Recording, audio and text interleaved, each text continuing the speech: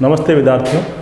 आज हम MA MSc final geography के विद्यार्थियों के लिए नया टॉपिक चल रहा है, उसका नाम है भारत का अफ़वाह तंत्र। भारत का अफ़वाह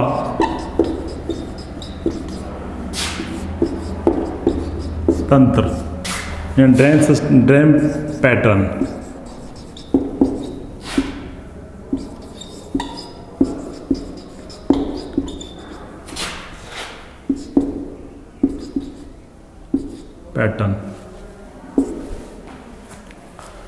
ड्रेन पैटर्न में, ड्रेन सिस्टम में भारत का अफ़वाह तंत्र में ये जानना है कि भारत में कौन से नदी अफ़वाह क्षेत्र प्रभावित होते हैं, कौन सी नदियाँ कहाँ से निकलती है और किन क्षेत्रों में बहती हुई किन खाड़ियों में, किन सागरों में गिरती है, इस बारे में बात करनी है। इसमें भारत का अफ़वाह क्षेत्र मतलब ये होता है कि एक क्षेत्र जिसमें वहाँ के उच्चावच के द्वारा किस प्रकार से जल प्रवाहित होता है और एक क्षेत्र में आकर किसी झील में या किसी तालाब में या किसी सागर में गिरता है, तो जहाँ से जल ग्रहण क्षेत्र से लेकर जहाँ पर जल अपनी नदी अपना जल किसी सागर में किसी खाड़ी में धकेलती है, वहाँ तक का पूरा सिस्टम जल ग्रहण क्षेत्र का, जल प्राप्त करने का क्षेत्र से लेकर जहाँ पर नदी अपना जल छोड़ती है, डालती है, वहाँ तक पूरे सिस्टम को, पूरे प्रक्रम को बोलते हैं अफ़वाह तंत्र।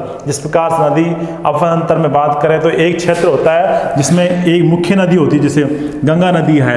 अब उसमें कई बार की छोटी सहायक नदियाँ, नदी नाले सरता आकर मिलती है, तो एक नदी इसमें आकर मिलती है जिसे आपकी जो है उसका नाम है चंबल नदी है। चंबल नदी, उसकी सहायक नदियाँ भी कई है, काली सिंध है या अन्य नदियाँ हैं, काली सिंध है और आपकी ये और कई नदियाँ इसमें आकर मिलती है, ये बनास नदी है, ऐसे मिलती आकर, तो बनास नदी है, ऐसे इसमें आकर मिलती है। इस बार कई नदियाँ आकर सहायक नदियाँ, उपसहायक नदियाँ या नदी नाले सरिता आकर मिलती है, मुख्य नदी की धारा के रूप में मिल जाती है।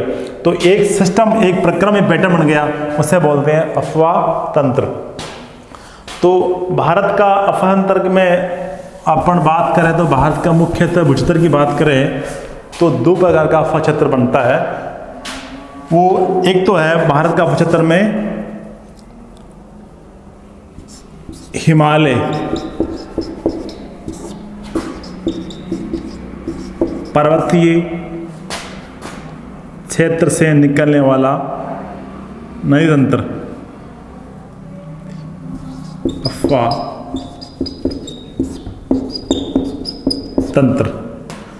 दूसरा है प्रायद्वीपीय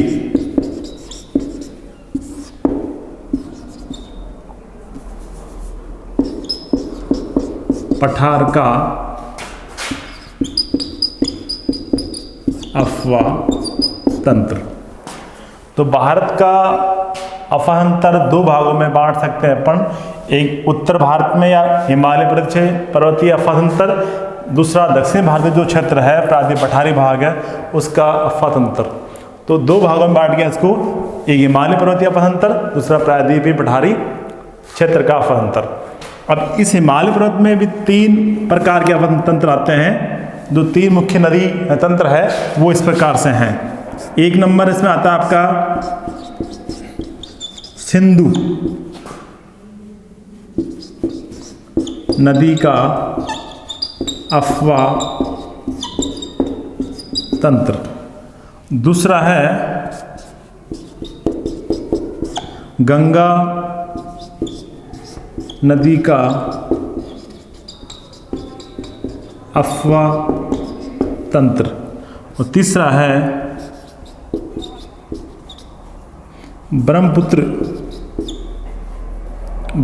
का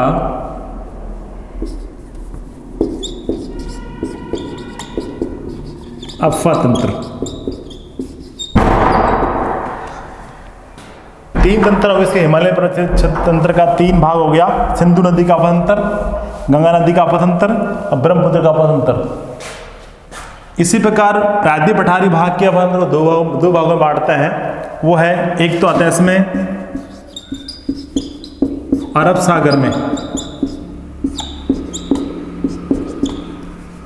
सागर में गिरने वाली नदियों का अफवातंत्र।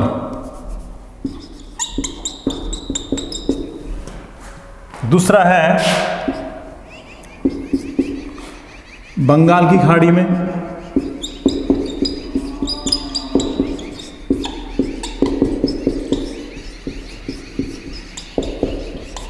गिरने वाली नदियों का अफवातंत्र। तो भारत में दो अफवातंत्र हो गए मुख्यतः, हिमालय पर्वतीय अफवातंत्र, दूसरा है प्रायद्वीप पठार का अफवातंत्र। इसके दो भाग बताए मैंने, अरब सागर में गिरने वाली नदियों का तंत्र, और एक है बंगाल की खाड़ी में गिरने वाली नदियों। अरब सागर में जो गिरने वाली नदियाँ हैं वो इस प्रकार से हैं। अरब सागर में जो गिरने वाली नदियाँ हैं वो उसके दो जो भी अफवातंत्र है उसमें कुछ नदियाँ ऐसी हैं जो अरब सागर में गिरती है। वो उसमें एक तो है आपकी शरावती या बोलते हैं नर्मदा नदी, मुख्य नर्मदा नदी। दूसरी है ताप्ती और तीसरी है शरावती। चौथी है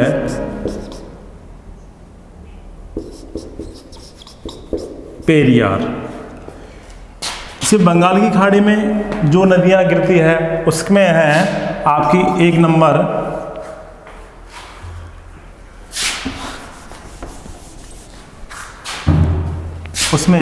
है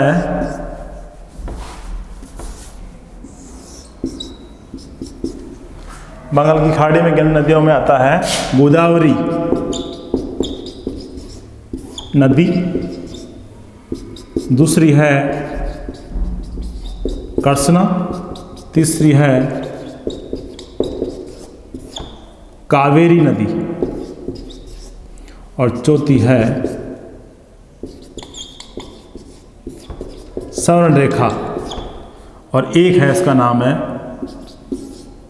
महानदी। ये 5 नदियां हैं जो बंगाल की खाड़ी में गिरती है, और जो 4 नदियां बताई, नर्मदा, ताप्ती, शरावती, पेरियार, ये 4 नदी तंत्र है वह गिरते हैं आपके अरब सागर में। इस प्रकार ये इसका प्रकार हो गए, कौन सी नदियाँ कहाँ गिरती है और कहाँ अपना जल धकेलती है। अपन बात करते हैं इसमें आगे बढ़ते हुए,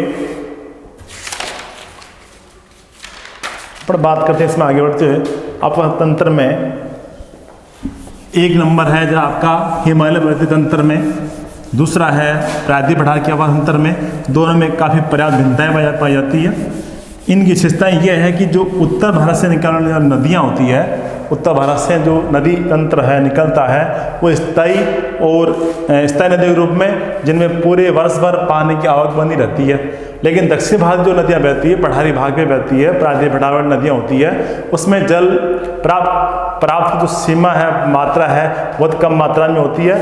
उसमें कारण ये होता है कि उत्तर भारत की जो हिमालयी नदियाँ होती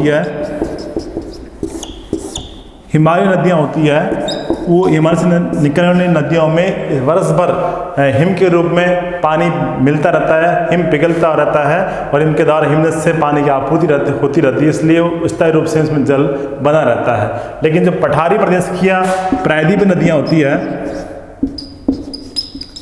उन नदियों में वर्षा का जल यानी मौसम का जल, मौसमी जो वर्षा होती है, मानसूनी वर्षा होती है, उसके द्वारा ही जल की आपूर्ति होती है। इसलिए इसमें वर्ष में पानी की आपूर्ति नहीं हो पाती है। कुछ समय के लिए शीतकाल में नदियाँ सूख जाती है, ग्रीष्म काल में सूखी रहती है, वर्षा मौसम काल में ही प्रहत होती है।